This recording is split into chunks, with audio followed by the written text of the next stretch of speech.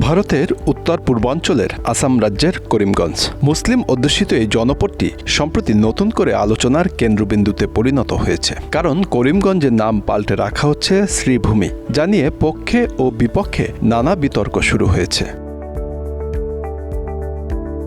ইতিহাসবিদরা বলছেন, করিমগঞ্জ জেলার নামকরণ হয়েছিল 1878 সালে। এই এলাকা বরাক উপত্যকার অন্যতম গুরুত্বপূর্ণ অংশ, যা বিখ্যাত এর সমৃদ্ধ সাংস্কৃতিক ঐতিহ্য, মৈত্রীপূর্ণ সহাবস্থান এবং প্রাকৃতিক সৌন্দর্যের জন্য।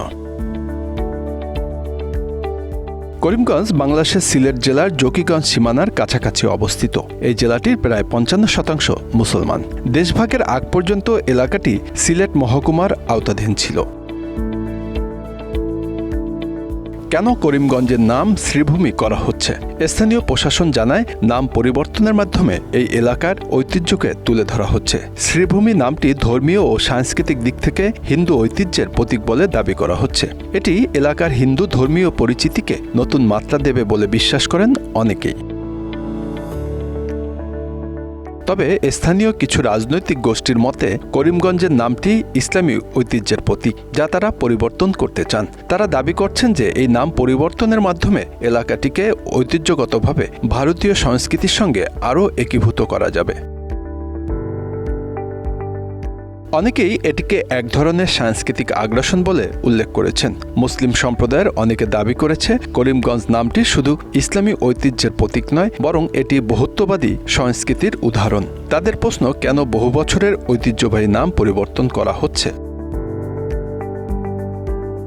অন্যদিকে নাম পরিবর্তনের পক্ষে যারা, তারা বলছেন এটি ঐতিহ্য পুনঃপ্রতিষ্ঠা একটি পদক্ষেপ। তবে সোশ্যাল মিডিয়ায় চলছে তীব্র আলোচনা। কিছু মানুষ এটিকে সাম্প্রদায়িক বিভাজনের উদাহরণ হিসেবে তুলে ধরছেন, আবার কেউ কেউ বলছেন এটি একটি অপ্রয়োজনীয় রাজনৈতিক সিদ্ধান্ত।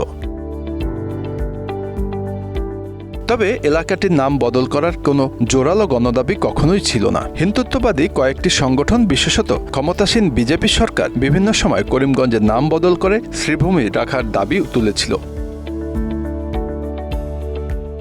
স্থানীয় মুখ্যমন্ত্রী হিমন্ত বিশ্ব শর্মা সহ বিজেপির নেতারা বলছেন, শ্রীভূমি নামটি আসলে রবীন্দ্রনাথ ঠাকুরের দেয়া। তবে রবীন্দ্রনাথ শ্রীভূমি নাম কখনোই করিমগঞ্জ জেলাকে বর্ণনা করতে লেখেননি, এমনটাই মত একাধিক ইতিহাসবিদের। Bangla affairs news desk.